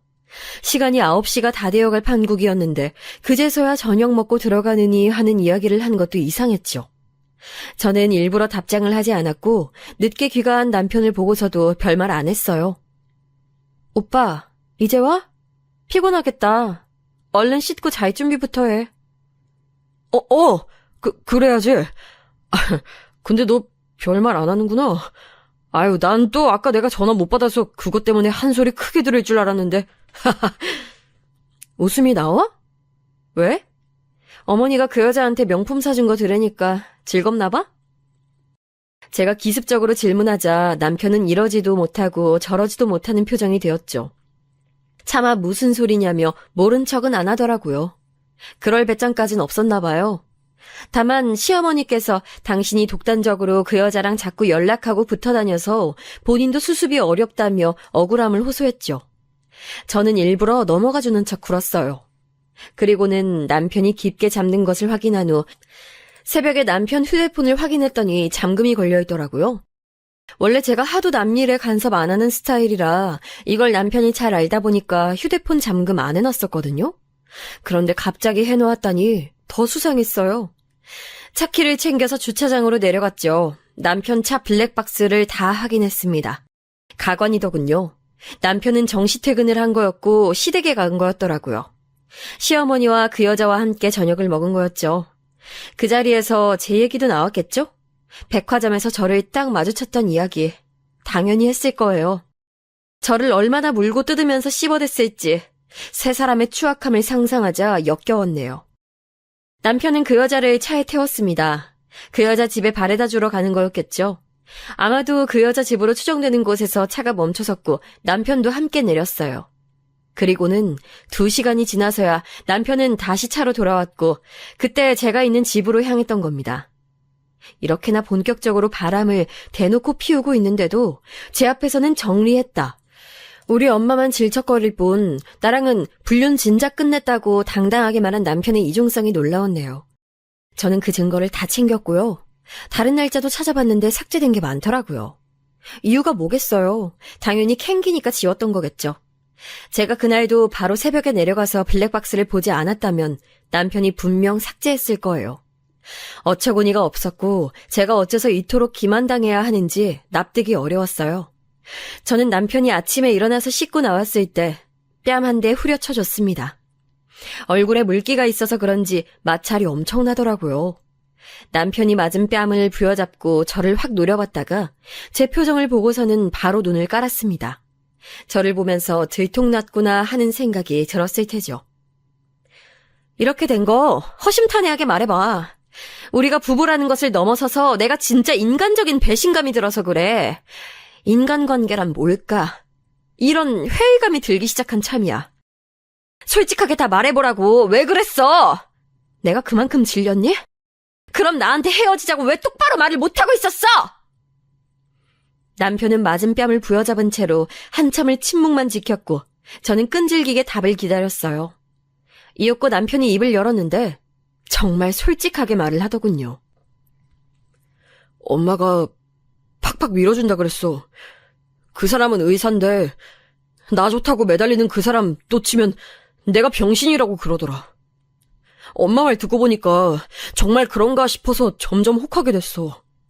그 사람 마음이 식을지도 모르니까 내가 잘해줘야 한다고. 엄마랑 합심해서 그 사람 꼭 잡아야 한다고 엄마가 나한테 신신당부했어. 만약에 그 사람이 진짜로 나랑 결혼하고자 하는 게 확고해지면 그때 나랑 이혼시키겠다고 엄마가 그랬던 거야. 대단하다, 오빠도 어머니도. 진짜 철면피들이 따로 없다. 나 이거 하나만 물어보자. 어머닌 왜 이렇게 나를 마음에 안 들어 하셔? 오빠는 그 이유를 알아? 바로 지금처럼 네가 이렇게 굴기 때문이야. 내가 지금 뭘 어쨌는데. 이성적으로 상황 따지고 보는 거, 할 말 다 하는 거, 엄마는 그런 네가 재수가 없대. 결혼할 때도 집안 도움 안 받아서 알아서 다 해결하고 선 긋고 살아가는 모습이 별로라고 생각하셨대. 그런 나한테 오빠가 절절하게 매달려서 이 결혼하게 됐던 거 어머니도 알고 계시는 거 맞지? 아무튼 오빠 지금 나랑 이혼하겠다는 거잖아. 그래, 알겠어. 그 의사인지 뭔지 아는 정신 나간 여자랑 잘 살아봐. 오빠는 그런 여자가 취향이었구나. 진작 말하지. 내 인생 괜히 낭비했잖아. 내가 왜 그 사람한테 끌렸는지 진짜 이유 말해줄까? 그 사람은 무려 의사씩이나 되면서도 겸손했어. 나한테 애교를 잘 부렸다고. 이렇게 잘난 여자가 나한테 굽히다니. 같이 있으면 내가 대단한 남자가 된 것 같더라. 대접받는 기분 났어. 솔직히 남자들은 다 인정받고 싶어하고 자존심 다치는 거 누구라도 다 싫어해. 그런데 그 사람은 의사이면서도 자기 잘난 거 하나도 안 내세우고 내 비위를 다 맞춰주니까 그게 너무 좋아서 내가 그 사람을 밀어낼 수 없었던 거야. 마침 엄마도 그 사람을 너무 좋아하시고. 누가 보면 오빠가 나한테 굉장히 헌신했는 줄 알겠다. 우리 결혼 전에 데이트하던 시절에도 내가 오빠보다 딱히 돈 적게 낸 적 없는 거 알지? 결혼할 때도 마찬가지였고, 결혼하고 나서는 집안일이며 각종 신경 쓰고 몸 쓰는 노동은 내가 더 많이 했고. 그런데도 오빠가 그런 식으로 말하니까 웃긴다. 맞벌이를 하고 있지만 가정부처럼 집안일까지 하는 건 나인데 오빤 그런 생각이나 하고 있었다니. 그래, 그 비위 더럽게 잘 맞춰주는 사람한테 가버려. 하지만 난 너랑 이혼 못해. 네 말대로 나 너한테 매달려서 이 결혼한 거였잖아. 내가 그 초심을 잃었으면 안 됐는데. 잘못했어. 내가 엄마를 이길 재간이 없어서 자꾸 상황에 휩쓸려갔다. 그쯤 되니까 오히려 화도 안 나더라고요. 그냥 말이 안 통하는구나, 이 생각만 들었던 것 같아요. 우리 사이에 아이가 아직 없어서 다행이란 생각도 들었고요. 저는 저희 부부 앞날을 위해서 돈 차곡차곡 모아가며 명품 쪽은 시선도 안 줬었는데 다시 생각해도 그 여자한테 명품을 사준 시어머니의 태도가 짜증났어요. 그건 이미 저는 며느리로 생각 안 하고 계시고 그 여자를 새 며느리로 낙점하셨다는 제스처나 다름없었거든요. 그래서 저는 이미 남편한테 마음이 다 식은 뒤였지만 일부러 이렇게 얘기했어요. 나랑 이혼하기 싫다는 게 진심이라면 어머니 쪽 교통정리를 오빠가 직접 제대로 해. 오빠가 하도 효자라서 어머니한테 이끌려서 갈팡질팡하는 사람이라는 거 내가 아니까. 지금까지의 상황은 정상 참작해줘 볼게. 내가 정말 마지막 기회 주는 거야. 오빠가 어머니 쪽 상황 정리하라고. 어머니랑 인연 끊고 살 위인은 안 되잖아. 그러니까 어머니가 그 여자 내치고 나한테 사과하시도록 오빠가 그렇게 만들어. 어떻게 상황이 흘러가려나 지켜볼 셈이었죠. 그리고 이틀 뒤였어요. 시어머니께 연락이 왔는데 저한테 사과하시더라고요. 미안하구나. 그간 내가 잘못 생각해왔다. 내가 의사 며느리가 너무 욕심나서 그랬어. 이미 맺어진 부부의 연을 내가 깨뜨릴 수 있는 것도 아닌데 그릇된 욕심을 부린 것 같아 미안하구나. 찜찜했지만 거듭 사과하시는 시어머니께 제가 따질 타이밍은 아닌 것 같아서 그러진 않았고요. 그런데 어머니, 그 여자는 학교 어디 나왔어요? 일하는 병원은 어디고요? 어머니께서 설마 그런 것도 모르시는 건 아니었겠죠? 아유, 당연히 알다마다. H대 나와가지고 H대 병원에서 의사 일하고 있지. 수수한 인상이었지만 기가 세 보였던 눈빛하며 명품이 든 쇼핑백을 꽉 쥐었던 그 손길. 왠지 그 여자가 제 뇌리에서 떠나지 않았어요.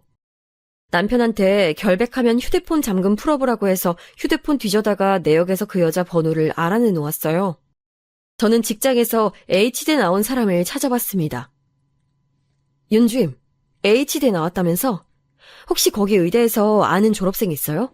H대 병원에서 일하는 사람을 알면 더 좋고요. 지인들 중 찾아보면 몇 명은 있을 것 같은데요? 아, 근데 H대 병원이라면 저랑 친한 언니가 거기서 일을 하긴 하네요. 어머, 정말? 그럼 나 염치불구하고 윤주임 지인들 통해서 뭐 좀 알아볼 수 있을까?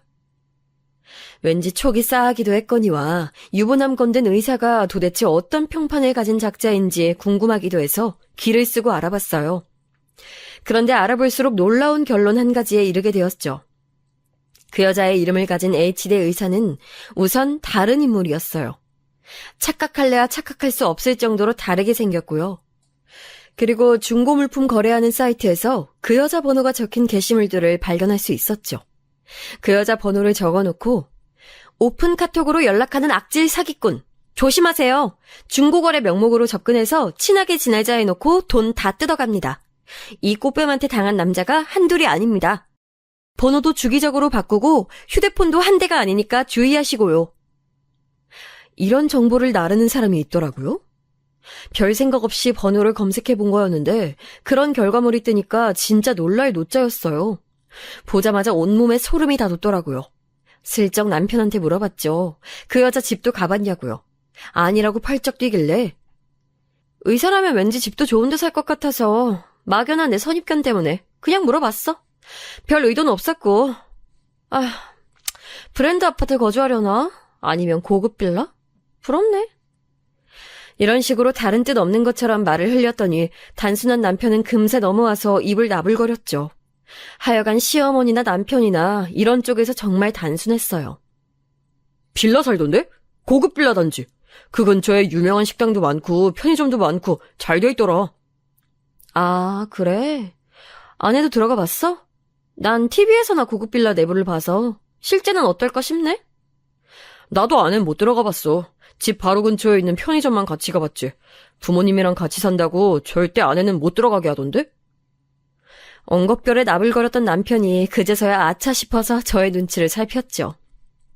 아휴, 이미 이 인간에게 마음이 식을 대로 식은 뒤여서 얼마나 다행이었는지 모르겠네요. 저는 그 여자의 정체가 의사는커녕 완전히 사기꾼일 것이라는 확신을 갖게 됐어요. 그러자 제가 남편과 시어머니를 구제해준 셈이 되어버렸다는 생각에 조금 어처구니가 없기도 했었죠. 제가 사라졌다면 그 사기꾼 여자한테 더 뜯기고 비참한 결말을 맞이했을 텐데요. 남편은 그 여자랑 만났던 짧은 기간 안에 돈을 많이 쓰기도 했더군요. 어딜 가면 결제하는 건 늘 남편의 몫이었다고 하니까요. 괜히 내막을 파봤나. 그 여자가 영 수상쩍은 인물이었다는 걸 알고 나니까 기분이 이상하네. 남편이나 어머니나 내 눈치 보면서 반성 많이 하고 미안해 모습이나 실컷 더 보다가 이혼하려고 했는데 이럴 줄 알았으면 진작에 이혼할 걸 그랬나 보다. 제가 그런 생각을 품고 있는지 모르는지 남편은 저한테 잘해줬어요. 여전히 집안일은 저한테 슬쩍 떠넘기는 형국이라서 짜증이 났지만 제 심기를 거스르지 않으려고 노력하는 건 보이더라고요. 그래서 사실 제가 정말 등신 중에 등신처럼 마음이 또 풀리고 있었답니다. 남편이 그 여자를 진심으로 사랑한 것도 아니라고 하는데 해프닝으로 영영 남겨버리고 앞으로 부부생활 잘해나가면 되지 않을까 싶었던 거예요. 그런 제 나약한 생각을 깨부숴준 건 다름 아닌 시어머니셨네요. 저한테 연락 뚝 끊고 사셨던 시어머니셨으나 저도 그게 편했지만 도저히 외면할 수 없는 건수가 하나 있었어요. 바로 시어머니의 생신이었죠. 생신이 금요일이었는데 토요일에 다 같이 강원도로 놀러가자 그랬거든요. 시아버지도 시골에서 올라오실 거라 그랬고요. 암만 그래도 생신 당일을 넘기는 건 서운해하실 건수 같아서 제가 저녁 생신상 차려서 같이 드시자고 하니까 거절 안 하시더라고요. 반색하시는 눈치셔서 에이 좋은 게 좋은 거다 이런 생각하면서 그래도 잘 해드리고자 했어요. 그날 반찬에서 오후에는 근무 안 했고요. 장 봐둔 걸로 음식 몇 가지 만들어서 시댁으로 향했어요. 원래는 퇴근하고 저녁 7시나 돼야 제가 도착하는 게 예정이었는데 5시에 도착했죠. 별 생각 없이 스페어키로 문을 열고 들어갔는데 거실에 TV가 큰 소리로 틀어져 있더라고요. 그래서 제가 들어온 걸 모르셨나 봐요. 부엌에 인기척이 있었고 달그락 소리가 들리길래 저는 그쪽으로 곧장 향했고요. 그런데 아유, 우리 새아가 어쩜 이래 밥 먹는 모습도 예쁠꼬? 이런 목소리가 들려오는 게 아니겠어요? 곧 저는 광경을 두 눈으로 확인할 수 있었죠. 그 여자가 식탁에 앉아 있었어요. 시어머니와 함께 말이죠. 반찬이 차려져 있었고 밥 공기는 그 여자 앞에만 있었네요. 웬 보리굴비 같은 생선을 시어머니께서 발라주고 계셨는지 젓가락으로 생선살을 가르시다 말고 저를 쳐다보셨죠. 귀신이라도 본 듯 놀라시더군요.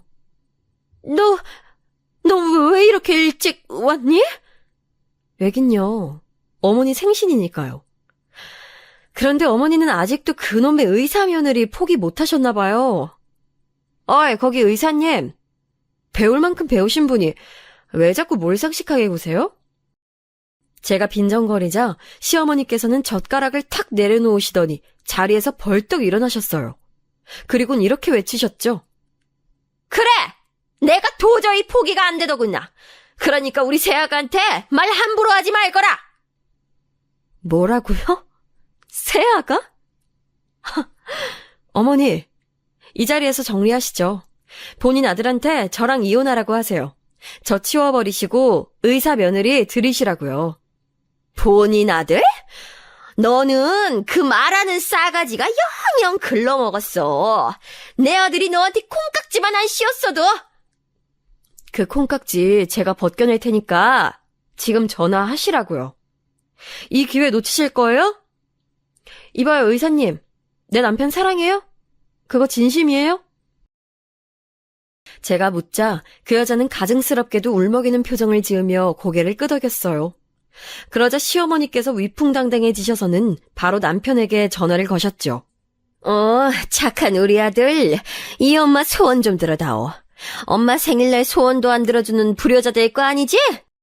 엄마는 더 이상 가짜는 며느리 꼴 보고 싶지 않구나. 어엿하고 품이 넘치는 의사 며느리를 새로 보고 싶어. 제가 시어머니께 휴대폰을 빼앗아 들고 저도 남편한테 한마디 해줬어요. 야! 네 엄마가 또 불륜녀 만나서 딩가딩가 하고 있었다. 내가 그 현장에 지금 와 있어. 내가 네 엄마 간수 잘하라고 분명히 경고했었지. 이혼해. 그러더니 남편이 난리였죠.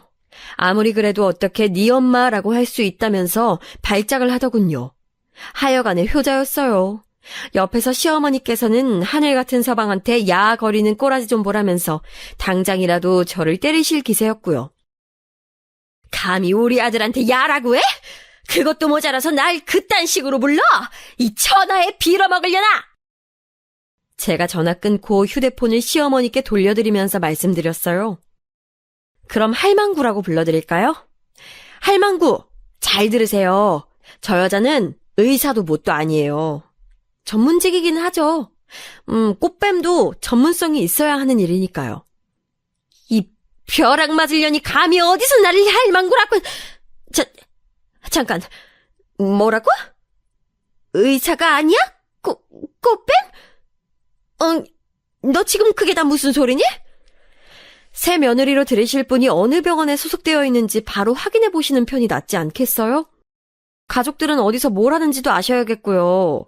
이제 한 가족으로 들일 사람인데 그 정도는 당연히 알아두셔야죠. 그럼 잘 지내세요. 저는 시어머니가 아니라 그 여자 쪽을 향해 싱긋 웃어주었어요. 하마터면 익숙함 해소가 소중한 것을 다 놓치는 바보 같은 사람들과 한 가족으로 오래 살 뻔했는데 덕분에 이혼하는 것 같아서 고마워요. 꽃뱀도 유익할 때가 있네요. 제가 폭탄 발언을 던지자 안색이 창백해져 있던 그 여자가 발끈해서는 벌떡 일어났고 시어머니는 그 여자를 향해 추궁을 시작했죠. 새아가, 지금 상황이 뭔가 이상하게 돌아가는데 아니지? 그치? 시어머니의 떨리는 음성을 뒤로 한 채 저는 그 집을 나왔어요. 가져왔던 음식을 바리바리 다시 차에 싣고 집으로 가는 동안 웃음이 계속 나오더군요. 집에 가자마자 저는 제 짐을 챙겼고요. 남편이 왔을 때 전 동요하지 않고 재산분할 얘기부터 꺼냈네요. 이 집의 시세 반을 현금으로 나한테 줘. 그러면 나는 그걸로 만족하고 떨어져 나가줄게. 바람 피운 불륜남 주제에 설마 이의 있는 건 아니겠지? 내가 더 털어먹지 않은 걸로 감사하게 생각해. 남편은 제 앞에서 울고불고 잘못했다며 빌었지만 전 조금도 흔들리지 않았죠. 불륜 준 거 그간 안 버리고 모아뒀었으니 그냥 그걸 토대로 이혼 소송 걸어도 저는 상관없다 그랬어요. 일련의 사건들을 알게 되신 시아버지께서 개입하셨고 저는 무사히 이혼을 할 수 있었네요. 원했던 조건들만큼 받아냈어요. 그리고 전 상간녀 소송을 걸었습니다. 그 정신나간 여자한테서 당연히 따로 받아낼 셈이었으니까요. 역시나 그 여자는 의사가 아니었고 남의 등이나 처먹으며 살아온 작자였어요. 전 시어머니께 연락이 몇 번 왔으나 안 받았고 그냥 차단했습니다. 몇 달 뒤에 전 남편을 통해 소식 들어보니까 전 시어머니는 이혼을 당하셨다더군요. 전 남편은 저에게 우는 소리를 하면서 다시 재결합하자고 떼를 써댔지만 아무 감흥도 들지 않고 오히려 소름이 돋는 제 자신을 느끼며 단호하게 끊어낸대요. 결혼 전부터 음습한 점이 있었던 남자였고 믿음직스럽지 못한 구석이 많았는데 굳이 결혼 생활을 끌었던 제 과거가 우스웠을 따름이에요. 친정 식구들은 저에게 아무것도 묻지 않아줬어요. 제가 결혼 생활에서 어떤 고충이 있든 친정 식구들한테 상담하지 않았던 것부터 이렇게 묘한 선이 그어져 있었던 것 같아요. 고민하다가 저는 먼저 친정 식구들한테 제 얘기를 꺼냈어요. 각자 알아서 산다는 주의를 가진 가족이지만 그래도 남보다 가깝고 끈끈한 게 가족 같아서요. 전 시어머니가 어떤 이상한 행동을 하시든 전 남편은 자기 모친이랍시고 무조건 편을 들었었죠. 그 모습이 인상 깊었나 봐요. 저도 가족과 가까워지고 싶어진 걸 보면 말이죠. 희한한 게 제가 먼저 다가갔더니 친정 식구들도 저한테 다가왔어요. 그리고 점차 소통이 활발해졌답니다. 가족 내의 분위기가 완전히 바뀌었어요. 해결했던 결혼 생활, 그걸 청산하면서 얻은 최고의 수확은 제 가족의 풍경이 변한 게 아닐까 싶네요.